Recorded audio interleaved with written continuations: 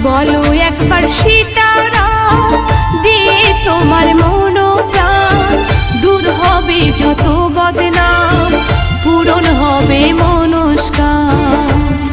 Joy Ram.